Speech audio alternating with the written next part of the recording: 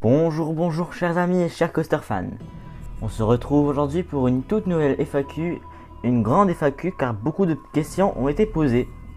En effet, sur YouTube, suite au Coaster Week 5, sur Instagram et sur Discord, je vous ai averti de cette FAQ qui arrivera prochainement sur CoasterRaft TV. Je ne vais pas trop blablater car beaucoup de questions ont été posées. Je vous laisse avec la vidéo. Nous commençons avec des questions que vous vous posez sûrement et des questions générales. Tout d'abord, pour cette première question, quel est ton but sur YouTube aujourd'hui? Mon but aujourd'hui sur YouTube est de développer une communauté de coaster fans, de personnes qui partagent ma passion et parlent avec moi en commentaire ou sur les réseaux sociaux. Pour la deuxième question, tu ne veux pas de la YouTube monnaie? Non, je souhaite uniquement partager ma passion sur YouTube. D'ailleurs, la question sur le métier sera posée plus tard dans la vidéo. Mon but n'est, comme je l'ai dit avant, de partager des vidéos de coaster, que ce soit des vlogs ou encore CoasterBix. Mais je ne souhaite pas du tout faire de YouTube un métier, et avoir de l'argent n'est pas du tout mon but sur CoasterRaft TV.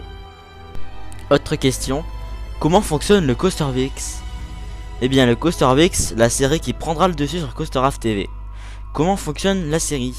Eh bien, comme vous le savez peut-être, on est deux derrière le CoasterBix, Goody et moi. Mais comment nous répartissons les tâches? Moi, Raph, regarde chaque jour de la semaine régulièrement les informations qui apparaissent sur internet et qui sont évidemment intéressantes et pertinentes. À chaque actualité, j'écris des paragraphes sur cette actualité dans le script qui est dans le document Word qui nous permet de ne pas nous mélanger les pinceaux lors du tournage, même si nous changeons souvent quelques mots. Ensuite, le vendredi soir, Goody et moi nous retrouvons sur Discord afin de parler d'actualité, de petites choses à changer, afin de tourner dans le serveur Discord Simply Family le CoasterBix en entier. Puis on quitte l'appel, je fais le montage en mettant des vidéos, photos et autres choses que vous voyez dans l'épisode. Enfin je fais la miniature et le lendemain matin vers 9 h, je lance la première pour 11 h en partageant l'information sur mes différents réseaux sociaux. Maintenant, voici les questions des abonnés. Quel nouveau parc voudrais-tu visiter? Commençons tout de suite par une question de Marche sur Discord qui nous dit: quel nouveau parc voudrais-tu visiter? Alors, si j'aurais le choix de faire des parcs d'attractions jamais visités en 2021, si le Covid nous le permet, je ferai tout d'abord Fantasyland, car j'ai vu beaucoup de photos et vidéos sur ce parc, et il m'attire franchement, et j'ai également envie de faire Trips Drill, afin de tester le STC Vekoma, ainsi que le Family Boomerang. Walibi Belgium, Universal Studios Japan avec le Super Nintendo World ainsi que Universal Studios Orlando me tente également. Maintenant, je vais répondre aux questions de Goody. C'est grâce à lui, je pense, qu'on peut qualifier cette vidéo de grande FAQ, car en tout, il m'a posé 35 questions. Je vais tâcher d'y répondre car c'est le défi qu'il m'a donné. Tout d'abord, y aura-t-il des vlogs avec Goody? Oui, si tu veux. Dès que Blabsaland ouvre, je refais ma carte alors. Pourquoi pas une vidéo où on découvre The Ride to Happiness? Pourquoi as-tu décidé de te lancer sur YouTube? J'ai décidé de me lancer sur YouTube pour partager des vidéos, avoir des abonnés et tout d'autres objectifs. Ma chaîne avant était consacrée pour n'importe quelle vidéo, qu'elle soit gaming ou autre. Je me nommais avant Raph Production et j'ai changé de multiples fois mon nom en Simply Raph, Simply Rider, Fantastic Simply et j'en passe. Oh oui, c'était le bazar sur ma chaîne YouTube. Sauf que depuis cette année, j'ai décidé d'être un peu plus actif et plus professionnel en consacrant ma chaîne sur les parcs d'attractions, ma passion quoi. En ce moment, il y a les CoasterBix qui ne sont pas prêts de s'arrêter et d'autres vidéos qui pourront arriver par la suite si le Covid me le permet. Comment as-tu rencontré Goody? Eh bien, j'ai rencontré Goody sur un de mes lives YouTube, un simple live comme je le faisais avant, où tu es venu faire un petit message dans le chat, on s'est parlé, on a découvert qu'on avait les mêmes passions, qu'on avait le même home park, c'est-à-dire le parc le plus proche du chez-soi, qu'on habitait même pas loin l'un et l'autre. Et puis maintenant on se parle régulièrement et on espère l'ouverture des parcs. Pourquoi une passion sur les coasters? Oula, question très difficile. À mes 8 ans, allant régulièrement à Plopsaland de Panne, je découvrais et admirais les attractions qui, avec leur système, me rendaient perplexe. Puis les coasters dont je trouve leur fonctionnement, leur beauté sur un parc incroyable. Après, vers 12-13 ans, ma passion s'est enrichie avec plus de connaissances, etc. Quel parc vas-tu faire en vlog en 2021? Là, je vais vous dire les parcs que je vais sûrement faire, mais cela peut changer. En 2021, j'aimerais bien faire Bellward, un petit parc de mon enfance, que j'ai envie de faire pour rider Wakala, que je devais faire en 2020. Walibi Belgium, un parc que je n'avais jamais fait avant, et qui me tente bien de le faire avec ses attractions et son certain méga coaster qui a l'air d'être imposant. Enfin, j'aurais envie aussi de faire Disneyland Paris, Parc Astérix ou alors Europa Park, parc que j'avais déjà fait il y a quelques années et que j'ai envie de faire pour tester également Kangaroo Coaster, le coaster de la zone parisienne qui ouvrait quelques mois après ma visite, et Plopsaland qui est bien sûr, comme avant, aura beaucoup de vlogs. Quel coaster attends-tu le plus en 2021? Suite à mon expérience Coastervix, j'ai envie de découvrir The Ride to Happiness bien évidemment, l'Extreme Spinning Coaster de Plopsaland de Panne, Conda, le méga coaster de Walibi Belgium, le Family Suspended Coaster du parc du Bocas et Velocicoaster. Te souviens-tu de ton tout premier parc? Ce genre de questions très dures à répondre. À vrai dire, non, je ne me souviens pas trop de mon premier parc.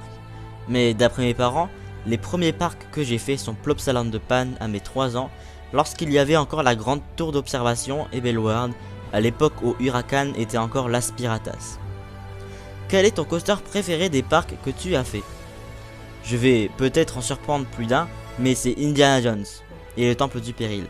Non, bien évidemment, soyons sérieux. Je trouve que le meilleur coaster en termes de fluidité, mais pas forcément en sensation, est Pegasus Express. Quand je l'ai ridé la première fois en 2017 ou 2018, le coaster en lui-même m'a marqué. Je n'étais pas encore coaster fan comme avant, donc je pense bien que cette année je vais rider des pépites qui vont arriver dans mon classement. Et le coaster que tu adores que tu n'as pas encore fait? Je dirais Taron, je ne sais pas pourquoi mais j'ai tellement envie de faire ce coaster. Pour toi, c'est quoi le parc à conseiller en France pour les familles? Cette vidéo va devenir les recommandations de Coaster F. Pour les familles en France, si vous êtes une jeune famille avec un petit enfant, je vous conseille Denlis Park, ou en termes de beaux décors et de belles attractions bien thématisées, je conseille Disneyland Paris. Si vous êtes une famille de 4 avec des enfants qui ont entre 8 et 13 ans ou plus, je vous conseille le parc Astérix pour avoir de belles attractions. Avec qui veux-tu aller dans les parcs d'attractions? Eh bien, quand je vais dans un parc d'attractions, je m'y rends très souvent avec ma famille, mais cette année, je souhaiterais aller avec des personnes proches qui se reconnaîtront sûrement, et avec des potes comme toi, Woody. Ça sera quoi ta caméra pour filmer les vlogs? Ma caméra, toujours fidèle, une caméra sportive à l'heure de GoPro, de la marque Xiaomi, dont je dois retrouver la référence qui m'accompagne depuis le début de mes vlogs, car c'est en effet grâce à elle que j'ai eu l'idée de faire des vlogs dans des parcs. Après, comme le dernier vlog à Disneyland Paris, je serai accompagné de 3 outils de caméra. La GoPro, bien évidemment, une autre caméra dont je ne sais plus trop la marque, et mon nouveau portable, le Xiaomi Redmi Note 9 Pro, qui a une qualité photo et vidéo incroyable, qui pourra m'aider pour certains plans et miniatures. C'est quoi ton home park? Mon home park, beaucoup de personnes vont le deviner je pense, c'est Plopsaland de Panne. Avec quel youtubeur connu aimerais-tu aller dans un parc? Seuls les coaster fans vont savoir de quel youtubeur je parle. Je pense que j'aimerais bien faire un parc avec CoasterTube, un très bon youtubeur coaster qui fait particulièrement des vlogs et qui est très sympa. Après, EDB Attraction, Dubik et plein d'autres youtubeurs coaster fans. Es-tu plutôt coaster fan ou park fan?